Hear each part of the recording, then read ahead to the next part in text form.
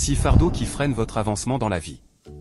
Ces choses peuvent vous sembler minimes, mais malheureusement elles constituent un blocage à votre réussite. Essayez de les appliquer et vous constaterez par vous-même comment nous négligeons ce qui nous est important. Avant, merci de vous abonner et d'aimer. Commençons. Les nouvelles technologies. Ah oui, c'est dommage mais c'est comme ça, la technologie, autant qu'elle a un côté positif, possède aussi des côtés négatifs. Il est de notre devoir alors de savoir les utiliser de manière responsable. La plupart du temps les scientifiques et les inventeurs sont plus obnubilés par la mise sur pied de nouvelles inventions et n'accordent généralement ou pas du tout de place à leurs effets néfastes ou leurs conséquences sur les hommes et sur la vie. Il existe un dualisme pour chaque invention. Lorsqu'on invente la voiture, on invente en même temps l'accident. Le train, le déraillement. L'avion, le crash. Le bateau, le naufrage. Le téléphone par exemple contrôle notre vie, tout le monde en est devenu accro. Et pourtant il constitue un outil nécessaire et extrêmement puissant pour booster notre réussite. On peut créer des richesses à partir d'un simple téléphone, mais malheureusement nous préférons l'agréable à l'utile et laissons nos pulsions et nos sentiments nous contrôler, nous dominer. Nous passons et gaspillons la majeure partie de notre temps dans les réseaux sociaux. Cela constitue une perte de temps, d'argent et d'énergie, qui pourrait être utilisée de manière réfléchie et efficiente. La technologie a occasionné une multitude de risques de sécurité, comme le piratage psychologique et l'extorsion de renseignements confidentiels. Une fois que vous connaîtrez ces nouveaux risques technologiques, vous aurez déjà parcouru la moitié du chemin pour les éviter. La paresse.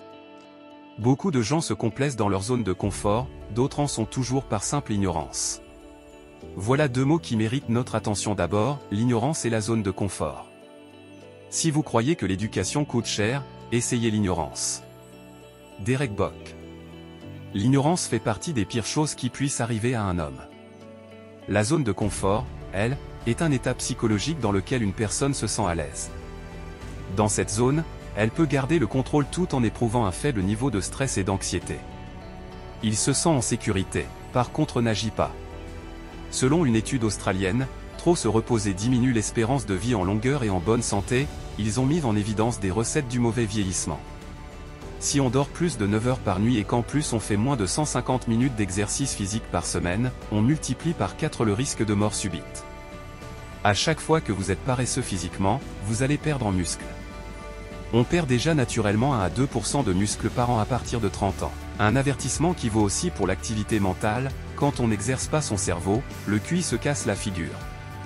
Alors mes amis, sortez de votre zone de confort, planifiez vos journées et agissez, pour parvenir au bout de vos objectifs.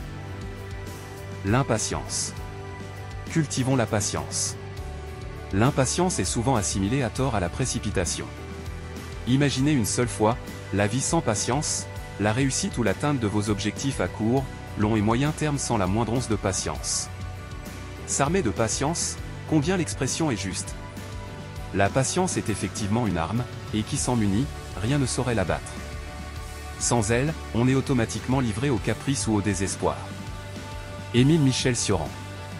La patience est une vertu, tous les aphoristes nous l'enseignent, l'amour, la sagesse, et le bonheur bien sûr, demandent beaucoup de patience. L'origine même du mot patience, de la même famille que passion, est liée à l'idée de subir, résister, souffrir. La patience ne serait-elle qu'une souffrance en silence? Il n'est pas rare qu'on mette sa patience à rude épreuve, parfois jusqu'à craquer quand on a mis sa patience à bout. L'impatience nous sert peu lorsqu'elle est synonyme d'intolérance, de trépignement à l'égard des choses qui ne vont pas assez vite, de frustration, d'agacement face à la lenteur des choses. Elle peut être insupportable et déclencher des défonçages de portes ouvertes et des précipitations malencontreuses. Lorsqu'elle est relationnelle, elle peut devenir intolérable pour celui qui l'a subie, en particulier parce qu'elle s'accompagne alors d'agacements souvent teintés de non-dits, d'agressivité ou d'emportement. Les jeux électroniques. Nous passons de plus en plus de temps, courbés sur nos smartphones ou en face de nos consoles de jeux pour tuer le temps et satisfaire nos pulsions. Avec le foisonnement des jeux en ligne et des applications, notre vie est d'autant plus contrôlée par la technologie. Paris Foot et d'autres jeux sont devenus pour certains jeunes des moyens pour aspirer à devenir de futurs millionnaires. Seulement cela ruine plus de gens qu'ils n'enrichissent, sinon pourquoi continuons toujours à parler de ces jeux? Les personnes négatives. À l'entame nous prendrons pour exemple, une publication que j'ai eu la chance de lire la semaine passée sur Facebook, il y avait personne qui avait laissé un commentaire sur une page où on publie que des animaux de vente et d'achat. Mes frères, si vous voulez réussir, je ne vous conseille pas le business des moutons, ce n'est pas rentable, allez voir autre chose.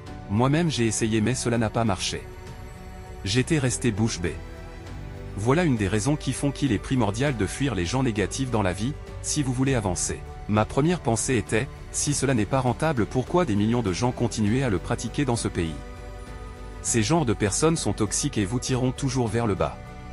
Le succès, c'est d'aller d'échec en échec sans perdre de patience. Pour atteindre vos objectifs, il est impératif de choisir des amis avec lesquels vous partagez les mêmes aspirations. Dis-moi qui est ton ami et je te dirai quel homme tu seras demain. Dans une autre mesure, si vous devez garder vos ennemis près de vous, gardez d'ONC vos projets secrets. Les objectifs flous. Saviez-vous qu'une tâche déjà planifiée ou des objectifs clairs et concis mis sur papier et classés par ordre de priorité sont à 90% exécutés?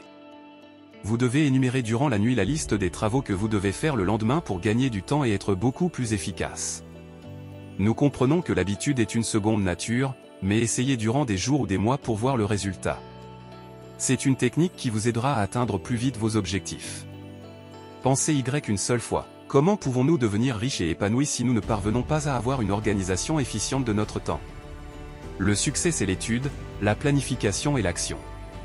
Si parfois vous passez votre temps à vous apitoyer sur votre sort, à vous demander pourquoi rien ne va, prenez une pause, réfléchissez et planifiez votre travail. Soyez patient et persévérez.